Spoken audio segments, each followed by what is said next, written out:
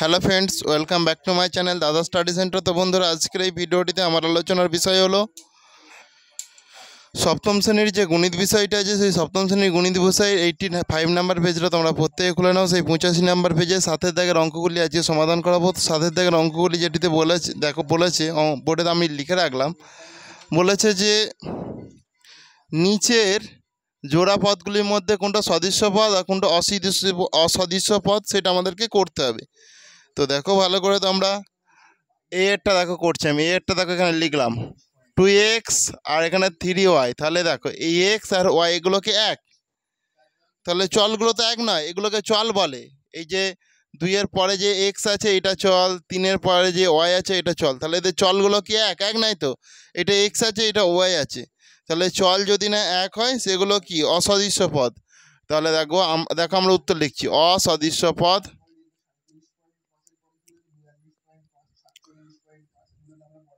অসদৃশ্য পদ কারণ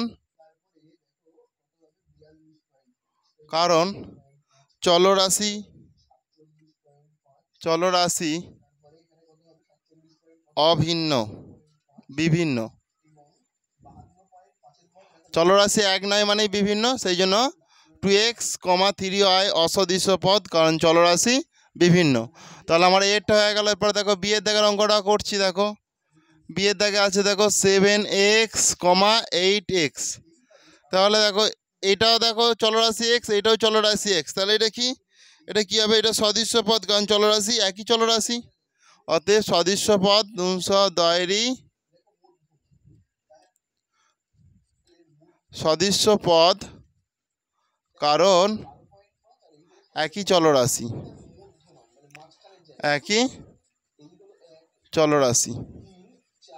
ক্লিয়ার? এরপরে ভালো করে দেখো, আমি সিয়ারটা করব। দেখো -29x, 6x। তাহলে এটা আমার কি হবে বলো? এটাও সদৃশ্য পদ, কারণ একই চলরাশি। সদৃশ্য পদ কারণ একই চলরাশি। বুঝতে পেরেছ? তাহলে করে নাও এগুলো, তোমরা প্রত্যেকে এগুলো আগে করে নাও, তারপর আবার করাচ্ছি। তো বন্ধুরা দেখো, এরপর নেক্সট প্রশ্নটা দেখো, ডি এর দাগের প্রশ্নটা। 4xy, 6yz। 4xy হচ্ছে 6yz। তাহলে এটা কি হবে বলো? এটা অসদৃশ্য পদ, কারণ চলরাশি দেখো এটা এক্স ওয়াই আছে, এটা ওয়াই জেড আছে। এক আছে কি? এক নেই তো। তাহলে দেখো অসদৃশ্য পদ কারণ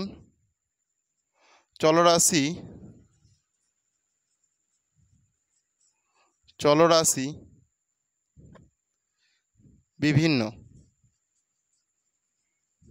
করে নাও। তাহলে বন্ধুরা আমি মুছছি এটা।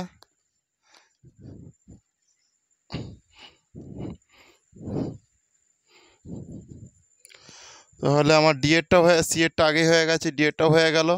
এরপরে দেখো ইএডটা করছি। ইএডটা দেখো -15xy, 8xy। তাহলে এটাও এক্স ওয়াই, এটাও এক্স ওয়াই, মানে চলরাশিতে এক। তাহলে এটা সদৃশ্য পদ কারণ চলরাশি একই।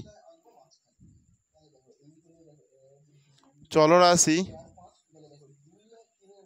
এক বা একই চলরাশি করতে পারি, একই চলরাশি। বুঝতে পেরেছ? এরপরে দেখো ভালো করে এফেরটা করব। 5xy, 6x² y²। 5xy, 6x²y²। তাহলে দেখো চলরাশি তো এখানে অভিন্ন, মানে এক্স ওয়াই, কিন্তু এগুলো x² আছে আর এগুলো স্কোয়ার আছে। তাহলে অসদৃশ্য পদ, কারণ চলরাশি বিভিন্ন। অসদৃশ্য পদ কারণ চলরাশি বিভিন্ন। বুঝতে পেরেছো? অসুবিধা আছে কিছু? নেই তো? এরপর 8-এর দাগের অঙ্কগুলো করাবে, এগুলো তোমরা করে নাও প্রত্যেকে তাহলে তাড়াতাড়ি। তো বন্ধুরা তোমরা প্রত্যেকে 8-এর দাগে দেখো যেটা দেয়া আছে, দেখো আমি বোর্ডে লিখে নিয়েছি। নিচের বীজগাণিতিক সংখ্যামালায় যে পদটি, দেখো যে পদটি এক্স স্কোয়ার পদ আছে যেটিতে, সেটি লিখি এবং এক্স স্কোয়ারের সহগ লিখি। তাহলে দেখো এখানে দেখো দেখো ভালো করে, 5 - x y এর হোল স্কোয়ার।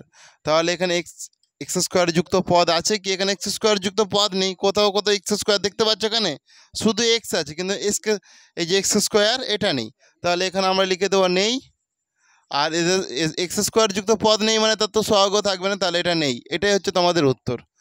এরপরে দেখো আমি বিএডটা করছি। দেখো বিএডটা ভালো করে দেখো, এখানে আছে -6x² - 8y। তাহলে দেখো এক্স স্কোয়ার যুক্ত পদ, এটা এক্স স্কোয়ার, তাহলে এইটাই নিশ্চয়ই এক্স স্কোয়ার যুক্ত পদ, সেই জন্য -6x² হয়ে যাবে। আর দেখো এক্স স্কোয়ারের সহগ, এই যে এক্স স্কোয়ার এর সহগ বলতে এর আগে কি সংখ্যা আছে? তাহলে -6 আছে, সেই জন্য এখানটায় -6 লিখে দিলেই হবে। বুঝতে পেরেছো? এরপরে দেখো ভালো করে তোমার এই সি এরটা দেখো, 3x² - 15xy এর হোল স্কোয়ার -8y²। তাহলে এখানে বলে দিয়েছে দেখো এক্স স্কোয়ার যুক্ত পদ, তাহলে এইটা দেখো এক্স স্কোয়ার যুক্ত পদ, তাই তো? সেই জন্য এখানে 3x² লিখে দিলাম। লিখে দেওয়ার পরে দেখো তাহলে হিসাব মতন এর সহগ কি? এর সহগ কত? 3, সেই জন্য এখানটায় 3 হয়ে গেল। বুঝতে পেরেছো? বুঝতে পেরেছো তো? করে নাও তাহলে।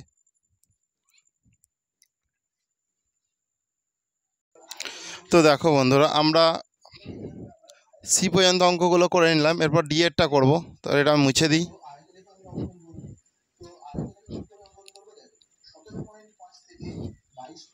দেখো ডি এরটা তো আছে, দেখো ভালো করে, 2 + 3x² y + 4x।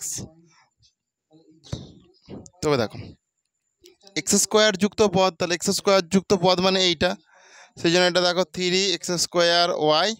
আর এটা দেখো ভালো করে হবে, মানে এক্স স্কোয়ারের সহগ বলেছে, তাহলে 3 রয়েছে আর কি রয়েছে? ওয়াই, সেই জন্য এটা 3y হয়ে গেল। বুঝতে পেরেছো? এরপরে দেখো আমরা ইয়েরটা করবো। তাহলে দেখো ইয়েরটা আমি লিখে নিচ্ছি, 5 - 6x² y² + 6xy।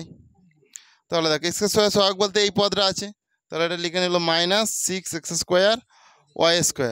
তাহলে আমাকে দেখো এক্স স্কোয়ারের সহগ বলেছে, তাহলে এক্স স্কোয়ার, এটা এক্স স্কোয়ার, এর আগে কি আছে? -6 আছে, আর পরে দেখো y² আছে, তাহলে এটাই হচ্ছে এক্স স্কোয়ারের সহগ -6y²। বুঝতে পারলে? করে নাও প্রত্যেকে।